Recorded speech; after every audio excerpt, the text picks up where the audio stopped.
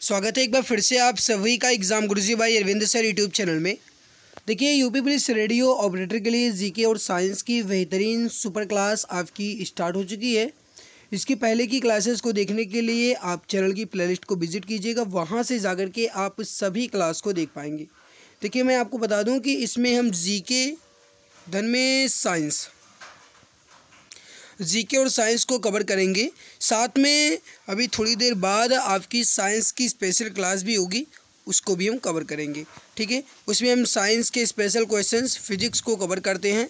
आप जो भी मित्र पुराने हैं वो जानते होंगे। फिलहाल चलिए शुरू करते हैं आज के इस इंपॉर्टेंट क्वेश्चंस को। जो भी क्वेश्चंस हैं ये आपके प्रीवियस ईयर क्वेश्चन है और इंपॉर्टेंट क्वेश्चन है, एक्सप्लेन के साथ कवर करेंगे, भले ही थोड़ी हमारी क्लास जो है ये लंबी होगी। चलिए शुरू करते हैं। देखिए जो पहला क्वेश्चन है ये थोड़ा सा आपको डिफ़िकल्ट लग रहा होगा और थोड़ा सा मेरे प्यारे भाई कहा जाए तो घुमाया हुआ क्वेश्चन है, समझने की कोशिश कीजिएगा। क्वेश्चन है कि निम्न में से कौन सा पूर्वी ऐतिहासिक स्थल मिट्टी की सतहों पर खुर के निशान के रूप में मवेशियों के पालन का पुरातात्विक प्रमाण प्रदान करता है। खुर के निशान, खुर जो होता है ना मेरे प्यारे भाई, ये जो जानवर होते हैं जैसे गाय हो गया, भैंस हो गया, बकरी, भेड़, कोई भी कहा जाए, उनके जो आगे पैर में होता है ना उसे खुर कहा जाता है। और जो खुर के निशान है यानी कि पैरों के जो निशान हैं ये कहाँ से मिले हैं, तो ये हो जाएगा महगढ़ा से। कहाँ से मिले हैं? महगढ़ा से। अब कुछ बच्चे यहाँ पे बता रहे हैं मेहरगढ़, तो ये गलत है मित्र, ध्यान दीजिएगा, महगढ़ा से। ठीक है, एसएससी स्टेनोग्राफी में पूछा गया है। अब थोड़ा सा समझ लीजिए यहाँ पे, महगढ़ा नवपाषाण काल का एक पुरा स्थल है और यह उत्तर प्रदेश के इलाहाबाद ज़िले की मेजा तहसील के पहाड़ी क्षेत्र में बेलन नदी घाटी के तट पर है। अभी भी खोज जो है ये 1975-76 में हुई और यहाँ से पशुबाड़ा का साक्ष्य मिला है। इसके अतिरिक्त गोलाकार झोपड़ियाँ, इसके अतिरिक्त यहाँ पे चावल, मवेशियों के खुर के निशान, बकरी, भेड़, घोड़े, हिरन, जंगली सुअर, इन सभी की हड्डियों के रूप में मवेशियों के पालने के जो प्रमाण हैं ये यहाँ से मिले हैं। ठीक है, अगला सवाल है आपके सामने, ये यूपी पुलिस कांस्टेबल में पूछा गया क्वेश्चन है। गुप्त काल में टेराकोटा यानी कि पक्की मिट्टी ईंटों से बना भीतर गांव उत्तर प्रदेश के किस जिले में है या किस क्षेत्र में है? गुप्त काल में टेराकोटा जो ये पक्की मिट्टी को कहा जाता है और उनकी ईंटों से बने भीतर गांव या जो है ये उत्तर प्रदेश के कानपुर में। सही आंसर क्या हो जाएगा? उत्तर प्रदेश के कानपुर जिले में है। ऑप्शन नंबर वी आपका राइट आंसर हो जाएगा। अब समझिएगा, भीतर गांव जो है ये उत्तर प्रदेश के कानपुर जिले में स्थित है। यह गुप्तकालीन मंदिर के अवशेष जो हैं ये उपलब्ध है। यहाँ पे गुप्तकालीन मंदिर के जो अवशेष हैं ये उपलब्ध हैं। ठीक है, अगला क्वेश्चन है कि वाराणसी के विश्वनाथ मंदिर का निर्माण जो है ये किसके द्वारा करवाया गया था? ये यूपी पुलिस कांस्टेबल 18 जून 2018 के दूसरे पाली में पूछा गया प्रश्न है। वाराणसी के विश्वनाथ मंदिर का निर्माण जो है ये किसने करवाया था?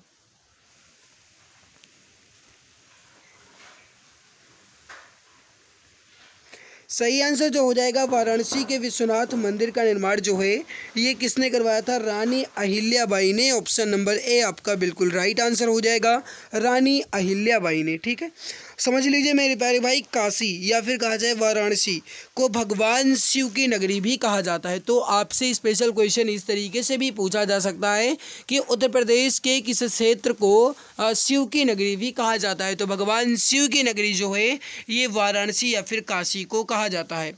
भगवान शिव के 12 ज्योतिर्लिंगों में काशी विश्वनाथ मंदिर में भी शामिल है।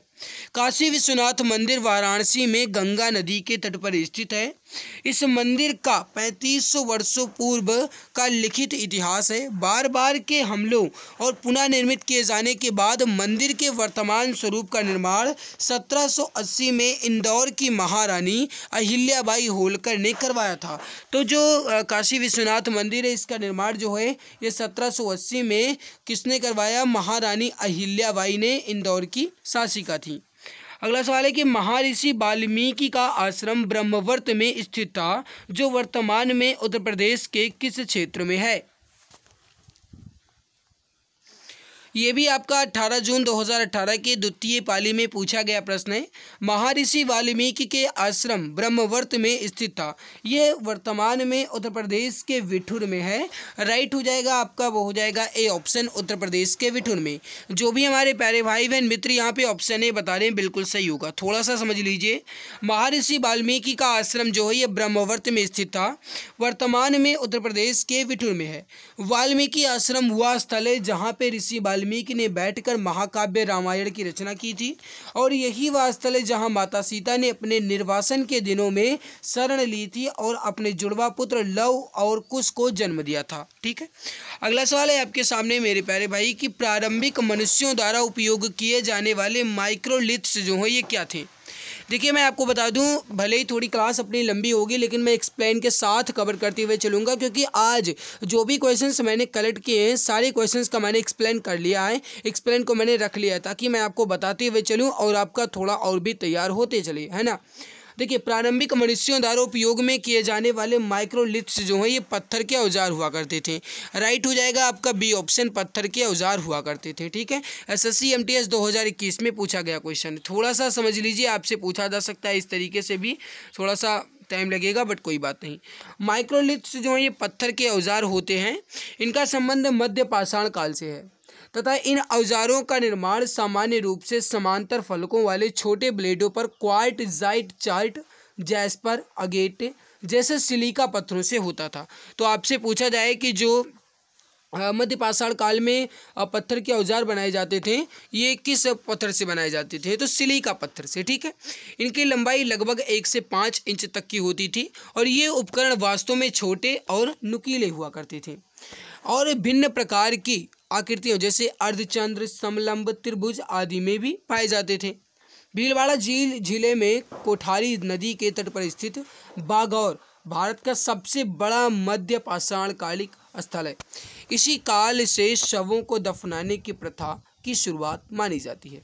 तो अगर आपसे ये क्वेश्चन पूछा जाता है कि जो वागौर है ये भारत, मतलब अगर आपसे ये पूछा जाए कि मध्य पाषाणिक स्थल, सबसे बड़ा मध्य पाषाणिक स्थल कहाँ है, तो वो जो है ये भीलवाड़ा जिले के बागौर में है और यहीं से शवों को दफनाने की भी शुरुआत हुई थी।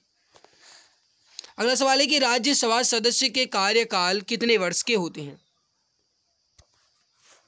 एसएससी सीएचएसएल में पूछा गया क्वेश्चन है, राज्यसभा सदस्य का कार्यकाल जो है ये 6 वर्षों का होता है। ऑप्शन बी राइट होगा। अगला सवाल है कि निम्न में से कौन सा राज्य राज्यसभा में सदस्यों की अधिकतम संख्या भेजता है।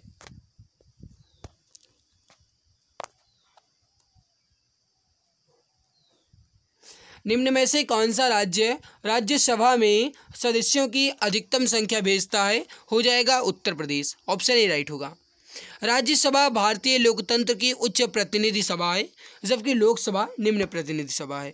राज्यसभा में अधिकतम 250 सदस्य हो सकते हैं, जिनमें से 12 सदस्य जो हैं ये भारत के राष्ट्रपति द्वारा मनोनीत होते हैं और अन्य सदस्यों का चुनाव किया जाता है। साथ में 2 जो सदस्य हैं एंग्लो इंडियन होते हैं। ठीक है, राज्यसभा में स्थानों का आवंटन संबंधित राज्य की जनसंख्या के आधार पर किया जाता है। उत्तर प्रदेश में सबसे अधिक 31 सदस्य राज्यसभा से चुने जाते हैं। देखिए मेरे प्यारे भाई, सबसे ज़्यादा जो जनसंख्या उत्तर प्रदेश में ही है।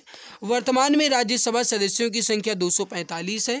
महाराष्ट्र में राज्यसभा की सीटें जो है ये 19 हैं, राजस्थान में 10 और मध्य प्रदेश में 11 हैं। ठीक है, तो सबसे ज़्यादा किस में हो जाएगा आपका उत्तर प्रदेश में। अगला सवाल है आपके सामने, उत्तर प्रदेश का राजकीय पुष्प निम्नलिखित में से कौन सा है।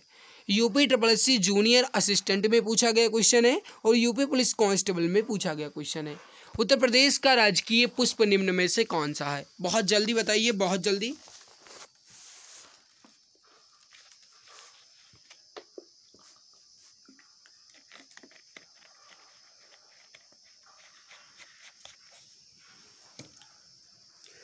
उत्तर प्रदेश का जो राजकीय पुष्प है ये कौन सा है, सही आंसर हो जाएगा आपका, वो हो जाएगा पलाश। जो भी हमारे डियर प्यारे भाई यहाँ पे बता रहे पलाश बिल्कुल सही आंसर हो जाएगा। थोड़ा सा एक्सप्लेन देख लीजिए। देखिए, उत्तर प्रदेश का जो राजकीय पुष्प है पलाश, इसे कब राजकीय पुष्प के रूप में घोषित किया गया? तो 4 जून 2011 को। कब? 4 जून 2011 को पलाश को राजकीय पुष्प के रूप में घोषित किया गया और पलाश को ही टेसू कहा जाता है। तो इसको आप ध्यान रखेंगे। हो सकता है कि कभी भी आपसे एग्जाम में पलाश ना दिया जाए, टेसू दे दिया जाए, तो इसको ध्यान रखेंगे। राजकीय पशु क्या है? राजकीय पशु जो है ये बारहसिंगा है। राजकीय पक्षी सारस या फिर क्रोंच। राजकीय वृक्ष अशोक है। राजकीय खेल जो है ये हॉकी है। राजकीय चिन्ह जो है ये वृत्त में 2 मछली और 1 तीर धनुष है। ठीक है, 1938 में स्वीकृत हुआ है। चलिए आगे बढ़े, उससे पहले बता दें आप सभी प्यारे भाई बहन के लिए 60% डिस्काउंट के साथ एक इम्पॉर्टेंट और बहुत ही बेहतरीन सुपर डुपर ई बुक लॉन्च की गई है। मात्र 39 रुपये में है। यह ई बुक 5000 प्लस जीके के क्वेश्चंस की ई बुक है। मेरे प्यारे भाई, अगर आप इसे परचेज करना चाहते हैं तो ये UPI ID है पूजा BCIT05@OKSBI। इस पर आपको मात्र 39 रुपये पेमेंट करके इस ई बुक को परचेज कर लेना है। व्हाट्सएप नंबर है 8948667652। यहाँ पर भी आप व्हाट्सएप करके ई बुक को परचेज कर सकते हैं। इस ई बुक में आपको history, geography, economic, constitution, science, physics, chemistry, biology, statics, GK के 5000 क्वेश्चन के साथ एक्स्ट्रा पॉइंट्स मिलेंगे। ई बुक आपकी इमेज एंड कलरफुल है। साथ में ई बुक में सारे क्वेश्चंस आपके अपडेटेड क्वेश्चंस है। UP police radio operator constable को टारगेट करते हुए ई बुक तैयार की गई है। अभी आपके पास सुनहरा मौका है और ये गाइज ऑफर चल रहा है 60% का। तो अभी आपके पास सुनहरा मौका है, आप इस मौके का फ़ायदा उठाइए। मात्र 39 रुपये में इस ई बुक को परचेज जरूर कीजिएगा, क्योंकि अगर आप इसे पढ़ लेते हैं तो गाइज पूरे मन से पढ़िएगा। और अगर आप पूरे मन से और पूरी ताकत लगा करके पढ़ लेते हैं तो समझ जाओ कि एक तरीके से जीके का डर पूरी तरीके से खत्म हो जाएगा। बहुत ही सरल लैंग्वेज में इस ई बुक में समझाया गया है। सारी ई बुक आपकी इमेज वाइज है एंड कलरफुल है। ठीक है, ताकि पढ़ने में आपको मजा आए। चलिए बढ़ते हैं अगले क्वेश्चन की तरफ। आपकी इच्छा है तो आप इसे परचेज कीजिएगा, क्योंकि अगर आप इसे परचेज कर लेंगे तो आपको ही बेनिफिट मिलेगा। व्हाट्सएप नंबर है, यहाँ से आप डिटेल्स प्राप्त कर सकते हैं। अगला सवाल है आपके सामने, who was the first women to be nominated as the member of Rajya Sabha? कहने का मतलब है कि राज्यसभा के सदस्य के रूप में मनोनीत होने वाली पहली महिला कौन थी? राज्यसभा के सदस्य के रूप में मनोनीत होने वाली पहली महिला।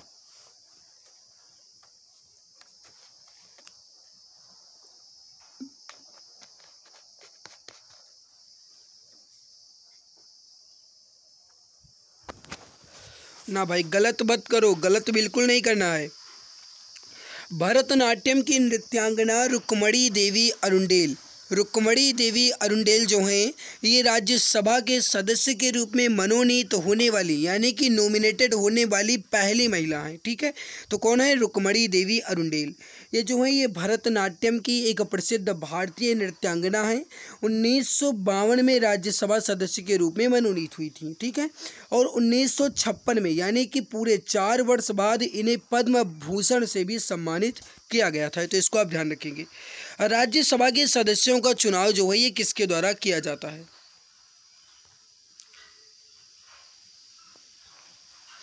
देखिए एसएससी CGL टियर फर्स्ट में पूछा गया क्वेश्चन है। देखिए, राज्यसभा के सदस्यों का चुनाव जो है किसके द्वारा किया जाता है? तो विधानसभा के चुने हुए सदस्यों द्वारा। राइट आंसर क्या हो जाएगा? विधानसभा के चुने हुए सदस्यों द्वारा। ये ऑप्शन आपका राइट आंसर हो जाएगा। अगला सवाल है आपके सामने, क्या कह रहा है? एसएससी MTS में पूछा गया क्वेश्चन है। निम्नलिखित में से किस समिति ने मौलिक कर्तव्यों को शामिल करने की सिफारिश की थी? निम्नलिखित में से किस समिति ने मौलिक कर्तव्यों को शामिल करने की सिफारिश की थी? सही आंसर हो जाएगा आपका, वो हो जाएगा यहाँ पे स्वर्ण सिंह समिति। ऑप्शन नंबर डी आपका राइट आंसर हो जाएगा, स्वर्ण सिंह समिति। ऑप्शन डी परफेक्ट आंसर यहाँ पे हो जाएगा। अगला सवाल है कि भारतीय संविधान में कुल कितने मौलिक कर्तव्य दिए गए हैं? How many fundamental duties were given in Indian constitution? MTS 2017 का क्वेश्चन है। राइट हो जाएगा 11। ऑप्शन नंबर बी आपका बिल्कुल सही आंसर हो जाएगा। ऑप्शन बी बिल्कुल परफेक्ट आंसर हो जाएगा। मौलिक कर्तव्य को भारतीय संविधान के किस संशोधन द्वारा शामिल किया गया? यानी कि मौलिक कर्तव्य जो है ये किस संशोधन के तहत भारतीय संविधान में शामिल किया गया? सही आंसर हो जाएगा आपका, वो हो जाएगा 42वें संविधान संशोधन, ऑप्शन नंबर बी बिल्कुल करेक्ट आंसर हो जाएगा। 42वें संविधान संशोधन के द्वारा मौलिक कर्तव्य को भारतीय संविधान में शामिल किया गया है, ऑप्शन बी करेक्ट आंसर आपका हो जाएगा। अगला सवाल है आपके सामने कि उत्तर प्रदेश का निम्नलिखित में से कौन सा जिला बुंदेलखंड क्षेत्र का हिस्सा है। यूपी पुलिस कांस्टेबल 25/10/2018 का क्वेश्चन है, जल्दी से बताइए राइट आंसर यहाँ पे क्या हो जाएगा। देखिए उत्तर प्रदेश का कौन सा जिला बुंदेलखंड क्षेत्र का एक हिस्सा है, राइट आंसर हो जाएगा आपका, वो हो जाएगा Mahoba, option number C correct answer हो जाएगा। देखिए और बुंदेलखंड उत्तर प्रदेश के दक्षिण और मध्य प्रदेश के लगभग पूर्वोत्तर में स्थित है। उत्तर प्रदेश का जिला जो है महोबा, ये बुंदेलखंड क्षेत्र के अंतर्गत आता है।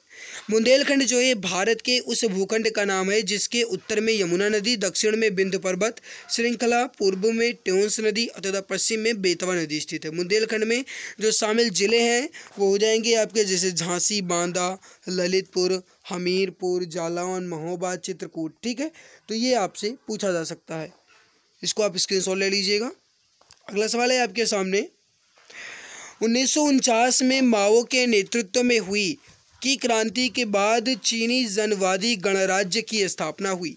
कहने का मतलब है कि 1949 में माओ के नेतृत्व में किस क्रांति के बाद चीनी जनवादी गणराज्य की स्थापना की गई। सही आंसर हो जाएगा साम्यवादी क्रांति, ऑप्शन नंबर डी करेक्ट हो गया। 1949 में माओ त्से तुंग के नेतृत्व में हुई साम्यवादी क्रांति के बाद चीनी जनवादी गणराज्य की स्थापना हुई। माओ द्वारा एक लंबे गुरिल्ला संघर्ष में चांग काई शोक को परास्त किया गया था। चीन के क्रांति के पश्चात साम्यवादी पार्टी की सर्वोच्चता जो है ये स्थापित हो गई थी। अगला सवाल है आपके सामने, सीपीओ में पूछा गया क्वेश्चन है कि निम्न में से कौन सा बौद्ध स्तूप की वास्तुकला से संबंधित है।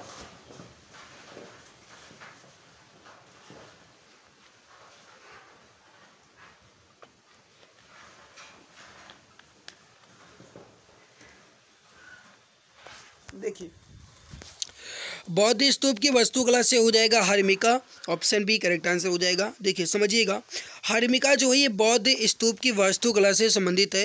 अंड के ऊपर बने छज्जे जैसे ढांचा ईश्वर निवास का प्रतीक हुआ करता था, इसे हर्मिका कहा गया है। ठीक है, क्या कहा जाता है, हर्मिका। इसमें बौद्ध अथवा या फिर कहा जाए बोधिसत्वों के अवशेष जो हैं ये रखे जाते थे। ठीक है, गोपुरम या गोपुर विमान भी कहा जाता है, एक स्मारकीय अट्टालिका होती थी, प्रायः शिल्प से सज्जित एवं अधिकतर दक्षिण भारत के मंदिरों के द्वार पर स्थित हुआ करता था। तो इसको आप समझ लीजिएगा। अगला है कि कौन सा शुद्ध पिटक का एक हिस्सा है, बहुत इंपॉर्टेंट है, सीपीओ में पूछा गया क्वेश्चन है, 2020 का अपडेटेड क्वेश्चन है। बताइए शुद्ध पिटक का हिस्सा है। जैसा आप जानते हैं कि शुद्ध पिटक में कुल मिलाकर के 5 निकाय हैं और उनमें से एक मंजिम निकाय भी है, ऑप्शन डी राइट होगा, मंजिम निकाय। समझ लीजिए यहाँ पे प्राचीन बौद्ध साहित्य को त्रिपिटक कहा जाता है, जो शुद्ध पिटक, विनय पिटक, अभिधम्य पिटक के नाम से जाने जाते हैं। यानी कि त्रिपिटक जो है ये शुद्ध पिटक, विनय पिटक और अभिधम्य पिटक के नाम को कहा जाता है। शुद्ध पिटक में बौद्ध धर्म के सिद्धांत, शिक्षाएं तथा उपदेश जो हैं ये संग्रहित किए गए हैं। इसे बौद्ध धर्म का इंसाइक्लोपीडिया भी कहा जाता है। गजब का क्वेश्चन है, गजब का फैक्ट है। समझिए फिर से एक बार, क्वेश्चन को ध्यान से पढ़िए, समझिए।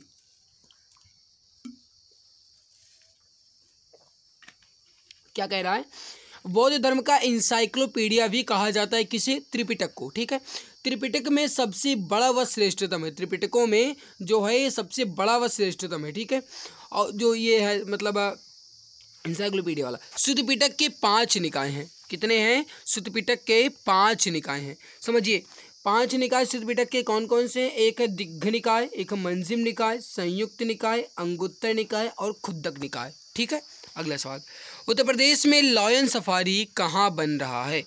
यूपी कांस्टेबल 2013 का क्वेश्चन है, समझ लो, बहुत इंपॉर्टेंट है ये भी आपका।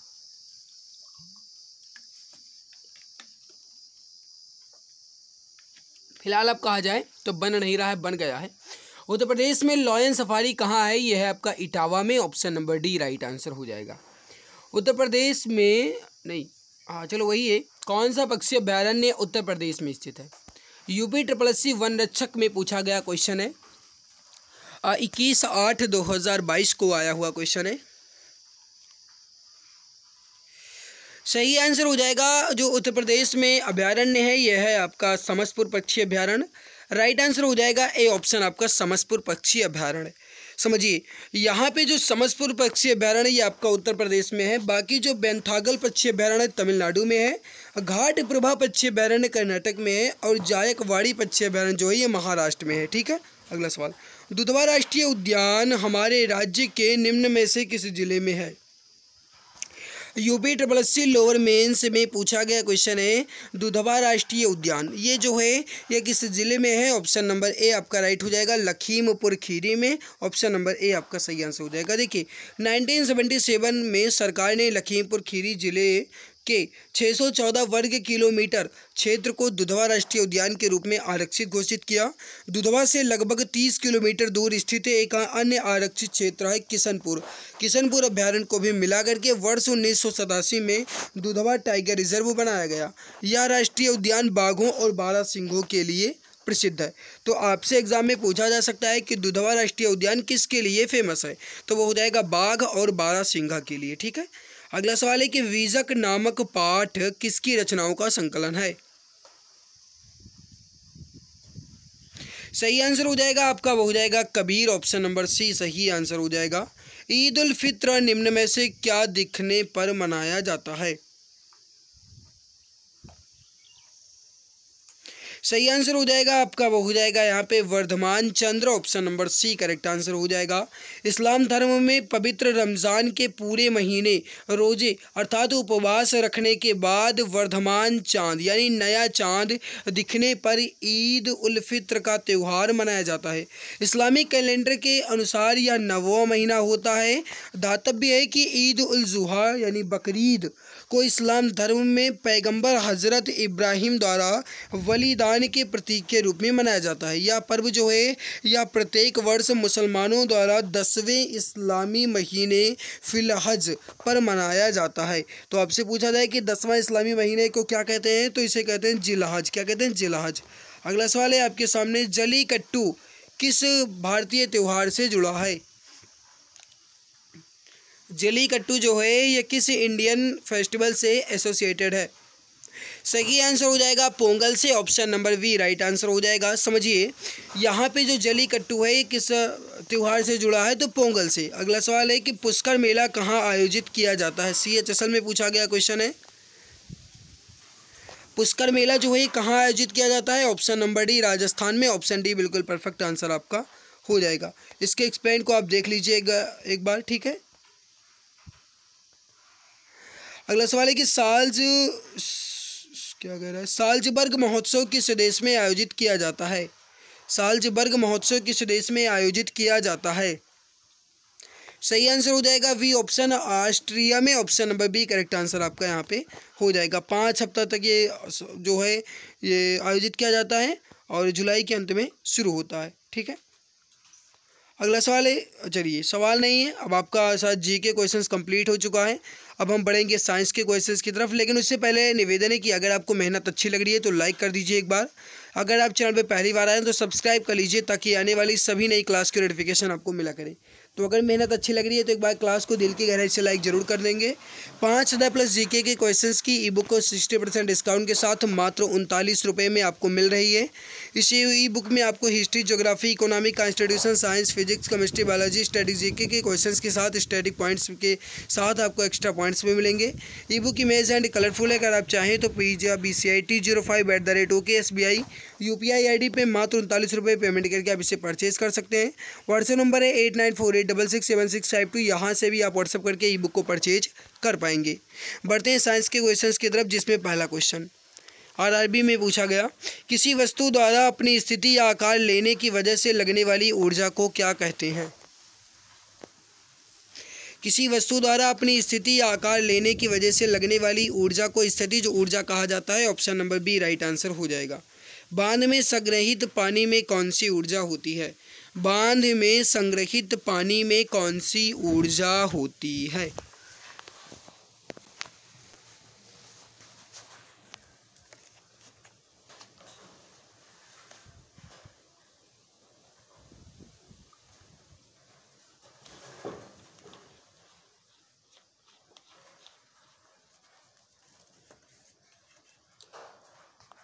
समझिए, बांध में जो संग्रहित पानी है इसमें कौन सी ऊर्जा होती है, वो हो जाएगी स्थितिज ऊर्जा। सही आंसर जो हो जाएगा ये हो जाएगा आपका ए ऑप्शन।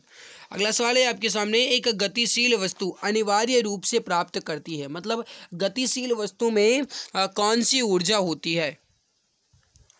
देखिए, गतिशील वस्तु अनिवार्य रूप से कैसी ऊर्जा प्राप्त करेगी, गतिज ऊर्जा। गतिशील है तो गतिज ऊर्जा ही प्राप्त करेगी, है ना। तो राइट आंसर क्या हो जाएगा, ए ऑप्शन। देखिए, जो गतिशील वस्तु है अनिवार्य रूप से कौन सी ऊर्जा प्राप्त करती है, गतिज ऊर्जा। गतिज ऊर्जा जो है ये 1/2 mv² के बराबर होती है, तो इसको भी आप ध्यान रखेंगे। निम्नलिखित में से क्या एक वस्तु पर लागू असंतुलित बल का प्रभाव नहीं है। असंतुलित बल का प्रभाव नहीं है। देखिए, एक वस्तु की गति में परिवर्तन बिल्कुल है, एक वस्तु की गति की दिशा में परिवर्तन बिल्कुल है, एक वस्तु की स्थिर अवस्था में परिवर्तन बिल्कुल है। वस्तु की गति में परिवर्तन का कारण नहीं बनता, ये तो भैया बिल्कुल गलत है। सही आंसर क्या हो जाएगा आपका, ऑप्शन नंबर सी बिल्कुल परफेक्ट हो जाएगा। किसी वस्तु पर लगने वाले सभी बलों का परिणामी बल शून्य नहीं है, तो ऐसे बल को असंतुलित बल कहा जाता है।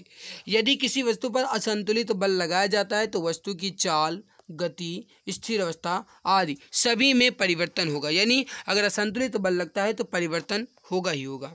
जब दो समान बल किसी निकाय पर और विपरीत दिशा में कार्य कर रहे हों तो निकाय पर कार्य करने वाला बल जो है ये कैसा होता है। फिर से क्वेश्चन समझिए, जब दो समान बल किसी निकाय पर और विपरीत दिशा में कार्य कर रहे हैं तो निकाय पर कार्य करने वाला बल जो है ये बिल्कुल शून्य होगा। अब समझिए मेरे प्यारे भाई, शून्य क्यों होगा, ठीक है। जब दोनों एक दूसरे से विपरीत होंगे, विपरीत बल लगेगा और संतुलित बल लगेगा, तब कार्य जो है ये शून्य ही होगा। तो इसको आप ध्यान रखेंगे, ओके। अगला सवाल है आपके सामने, निम्नलिखित में से कौन सी घटना घर्षण के बिना होना मुश्किल है। कौन सी घटना घर्षण के बिना मुश्किल है। जैसे कि मैंने एक अपना ये बॉटल उठाया और बॉटल के ढक्कन को मैंने खोला, उसके बाद मैंने पानी पिया।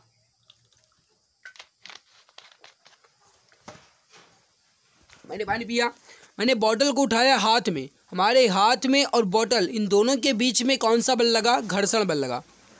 तो बिना घर्षण बल के संभव नहीं है कि हम किसी भी गिलास को या किसी भी बॉटल को उठा पाएँ।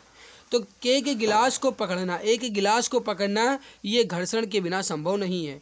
राइट आंसर क्या हो जाएगा आपका, सी ऑप्शन।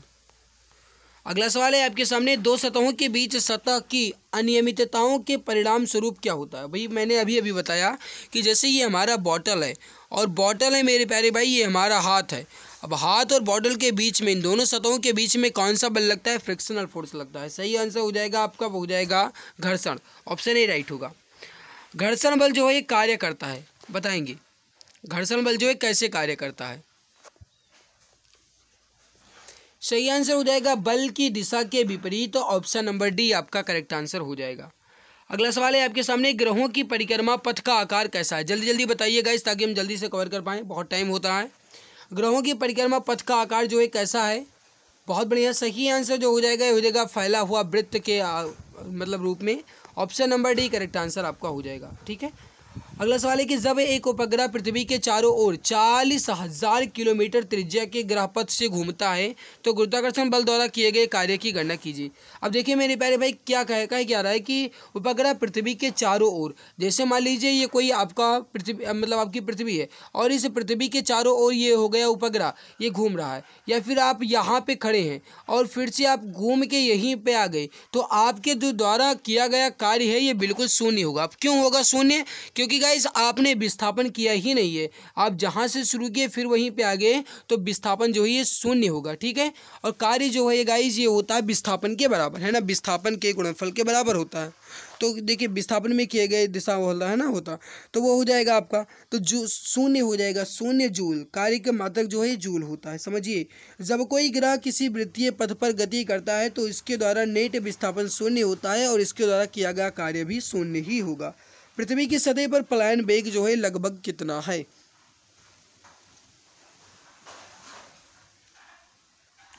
पृथ्वी की सतह का जो प्लान वेग है यह है 11.2 किलोमीटर प्रति सेकंड, यानी 11.2 किलोमीटर प्रति सेकंड। बिल्कुल सही आंसर आपका हो जाएगा।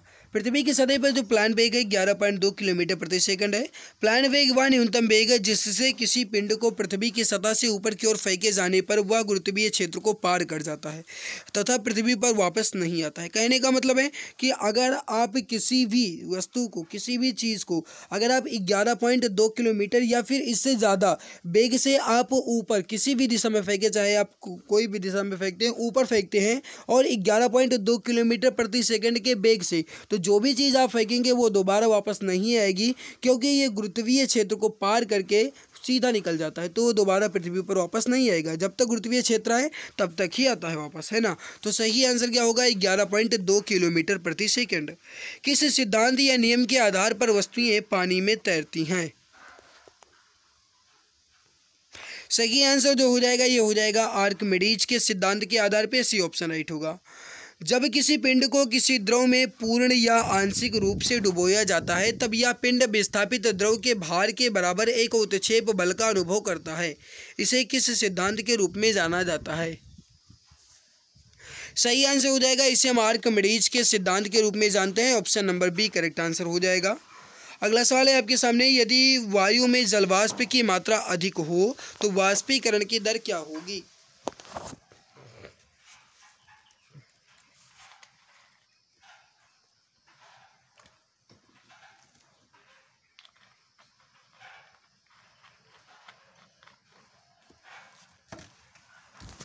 यदि वायु में जलवाष्प की मात्रा अधिक हो तो वाष्पीकरण की दर जो है ये घटेगी। ठीक है, राइट आंसर क्या हो जाएगा आपका? वो हो जाएगा ए ऑप्शन। अगला सवाल है कि वस्तुतः किसी गैस द्वारा पात्र की दीवार पर लगाया गया बल है गैस के अणुओं का कैसा होता है? परिवर्तन बताइए। सही आंसर जो हो जाएगा मेरे प्यारे भाई, किस वस्तुतः किसी भी गैस द्वारा पात्र के दीवार पर लगाया जाने वाला बल गैस के दीवारों से टकराने के कारण उनके संवेग में परिवर्तन कर देते हैं।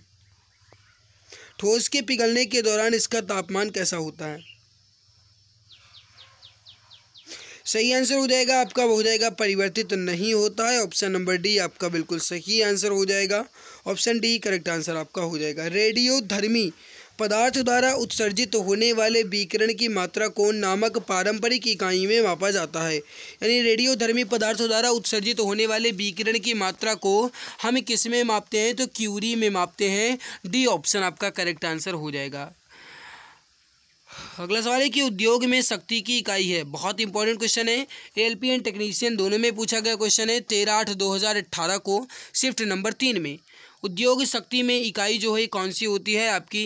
वो हो जाएगा अश्वशक्ति, हॉर्स पावर। डी ऑप्शन आपका सही आंसर हो जाएगा। ठीक है, अगला सवाल है आपके सामने मेरे प्यारे भाई, कार्य करने की दर को शक्ति कहा जाता है और शक्ति जो है ये इकाई क्या है? शक्ति की इकाई क्या है? कार्य करने की दर को हम शक्ति कहते हैं, सभी जानते हैं। और शक्ति की इकाई क्या है? वही क्वेश्चन है, बिल्कुल वही है, थोड़ा सा घुमाया गया है। शक्ति की इकाई यानी कि वाट, यानी पावर। पावर की जो इकाई है क्या हो जाएगी? वाट हो जाएगी। डी ऑप्शन आपका राइट हो जाएगा। ध्वनि को मापने के लिए कौन से एकक या यूनिट का उपयोग किया जाता है? ध्वनि को मापने के लिए हम किसका उपयोग करते हैं? वो हो जाएगा आपका ध्वनि। ध्वनि को मापने के लिए हम डेसिबल का उपयोग करते हैं। ऑप्शन नंबर ए आपका राइट आंसर यहाँ पे हो जाएगा। ओके, तो गाइज़ यहाँ पे आपके साइंस और जीके के इंपॉर्टेंट क्वेश्चंस कंप्लीट हो चुके हैं। आई होप आपको ये मेहनत अच्छी लगी होगी। अगर अच्छी लगी तो लाइक ज़रूर कीजिएगा, और अगर आप चाहते हैं कि इसी तरीके से आपको डेली क्लासेस मिलती रहें तो मेरे प्यारे भाई मित्र, आप चैनल को सब्सक्राइब करके सपोर्ट जरूर कीजिएगा, ताकि मैं आपकी मदद कर पाऊँ, आपके एग्ज़ाम में मैं आपकी हेल्प कर पाऊँ और आपकी क्लासेस डेली होती रहें। तो प्लीज़ अगर आप चैनल पर पहली बार आएँ तो सब्सक्राइब जरूर कर लीजिएगा। और मेरे प्यारे भाई, अगर आपको मेहनत अच्छी लगी तो लाइक कर दीजिएगा, ताकि आने वाली सभी नई क्लास की नोटिफिकेशन आपको मिले और हमें ऊर्जा भी मिल पाए। पीडीएफ आपको इसकी कहाँ पे मिलेगी? तो Telegram channel exam Guruji by Arvind sir पर आपको इसकी पीडीएफ मिल जाएगी। वहां से जाकर के आप इसकी पीडीएफ को जरूर ले लीजिएगा। मिलते हैं इसके बाद एक नई खास वीडियो में, तब तक के लिए खुश रहिए, मुस्कुराते रहिए, जी जान शिद्दत के साथ लगे रहिए। जय हिंद, जय भारत, वंदे मातरम।